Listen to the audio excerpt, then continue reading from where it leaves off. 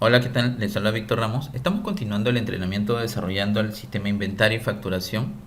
Hasta el momento nosotros hemos avanzado ya con toda la parte nivel de usuario y accesos o roles de usuario. Eso lo vamos a dejar por el momento ahí. Ya luego vamos a reanudar nuevamente esta temática, ya teniendo las ventanas de entrada del proceso. ¿Ya? Vamos a minimizar un momento y lo que vamos a tratar el video de hoy será el video número 7, crear tablas para la empresa. ¿Esto qué quiere decir? Que nosotros vamos a guardar información que sea necesaria para nosotros para todo el flujo del sistema. En este caso, por ejemplo, en qué momento nosotros vamos a necesitar información de la empresa cuando nosotros emitamos una boleta, una factura y diferentes procesos, digamos, para el tema de reportes y diferente información que sea necesaria para procesos a futuro. Yo lo estoy tomando como, por ejemplo, el tema de la facturación, pero bueno, siempre se va a necesitar la información para cualquier otro tema adicional y es recomendable que nosotros lo tengamos definido en el sistema, que esté guardado, que se permita actualizar, que esté a nivel de usuario, en este caso la persona encargada, el que esté como jefe del sistema y pueda dar este tipo de gestión. Entonces, eso es lo que vamos a trabajar. Estaba dentro del proceso que estoy continuando, que funciones del sistema, creación de la empresa o datos de la empresa. Okay. Vamos a minimizar. Y antes de pasar al diagrama, que ya lo tengo aquí, el diagrama donde venimos ya trabajando todo el desarrollo de la tabla, es recomendable que yo le brinde esta pequeña información. Yo tengo un sistema que desarrollé aprox en el 2007, 2008, aprox, ya cuando recién estaba en mis inicios de Visual Force Pro y SQL Server. En este caso de este sistema pequeño yo lo desarrollé en Visual Force Pro 9 y el motor de base de datos en ese momento estaba en su apogeo, digamos, o gran demanda, el SQL Server 2000. Yo lo desarrollé con ello. Entonces, una de las características que yo siempre de mi programación o de la forma como yo trabajo es mantener una codificación estándar. ¿A qué me refiero con estándar? Estándar no quiere decir que sea un código sencillo, sino que tratemos de guardar una línea que intermedia, digamos en este sentido, que la programación o la forma de trabajo pueda ser reutilizable con versiones anteriores, versiones actuales y con versiones futuras. Donde, por ejemplo, no consumas tantos recursos de una propia versión que en una siguiente no la vas a encontrar. Entonces, esos son los detalles que nosotros debemos considerar para los que nos dedicamos a la parte de desarrollo, porque todo tipo de cambio a una versión nueva siempre surgen algunos cambios drásticos, digamos, en este sentido, entre altos y bajos, digamos así. El tema es que nosotros debemos considerar una programación estándar. ¿Para qué? Para que no se nos haga dificultoso, problemático, digamos, en este sentido, cuando hagamos un upgrade. Eso es lo bueno de toda esta temática. Entonces, voy a mostrarle esta pequeña opción que yo desarrollé, como les dije, en el 2009, 2007, algo aprox. ¿Ya? Aquí en este pequeño módulo yo tengo identificado los datos de la empresa, por ejemplo, un código propio, su RUC, en este caso para Perú, es un número fiscal, digamos, para otros países, la razón social, a qué grupo pertenece la empresa, o sea, qué grupo de actividades está realizando, datos adicionales capaz del titular de la empresa, el dueño de la empresa, su DNI del dueño de la empresa, fecha de nacimiento, sexo y ubicación. Esta ubicación sí es con respecto a la empresa. Aquí, obviamente que cuando yo lo desarrollé no agrupé la información de manera más adecuada. Esta información sí debería ubicarlo conjuntamente con los datos de la empresa. Entonces esto debería pasar acá, porque tanto la ubicación y la dirección corresponden a la empresa, no a la persona natural, digamos, en este sentido. ¿Ya? Aquí también de igual forma, cuando yo lo desarrollé, sería más conveniente que este dato estuviera como un dato adicional, no estuviera como plasmado directamente. Aquí en pantalla principal debería estar todos los datos de la empresa. ¿Ya? Entonces, esos cambios voy a hacerlo en la nueva versión que estoy desarrollando a través de este video, pero para que tengan referencia de lo que vamos a desarrollar, es justamente un módulo que contemple la información del negocio en la cual va a utilizar nuestra herramienta. Y acá yo manejé una opción en ese momento, datos adicionales, por ejemplo, le doy clic aquí y me aparecían, por ejemplo, teléfono 1, teléfono 2.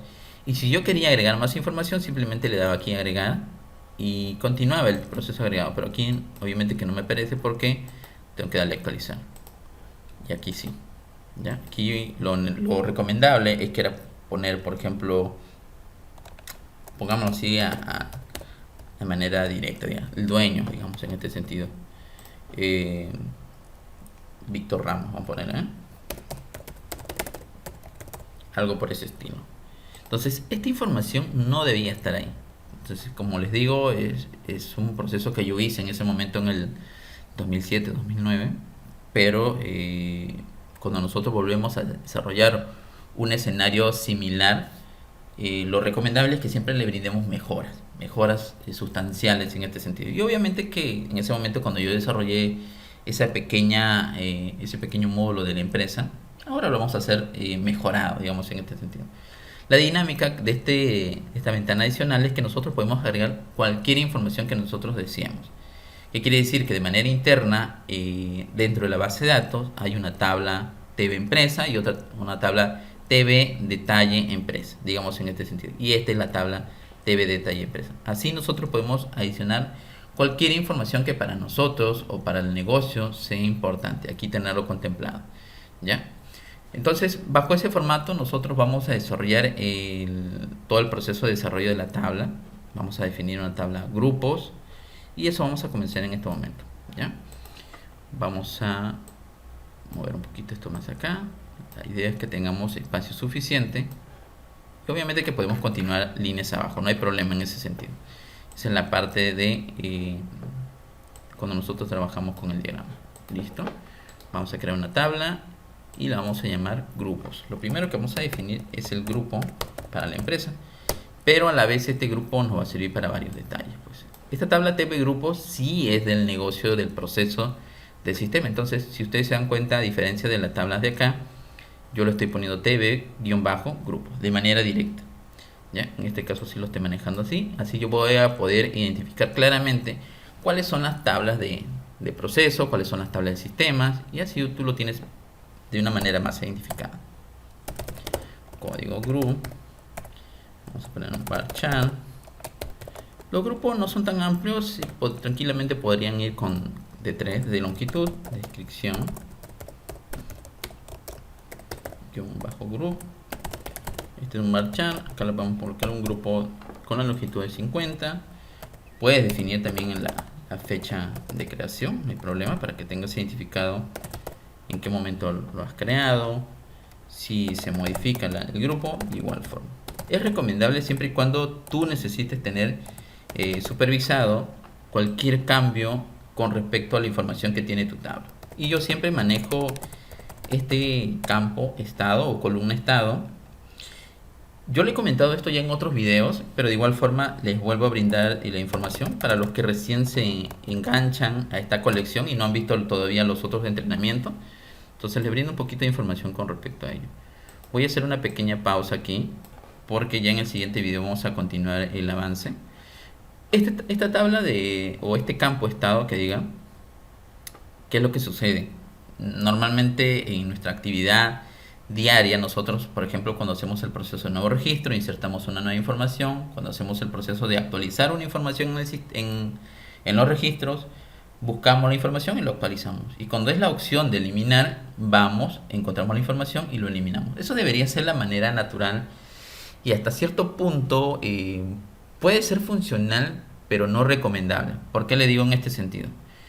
Porque nuestro sistema debe custodiar y almacenar información, toda la información que fluye durante todo ese proceso.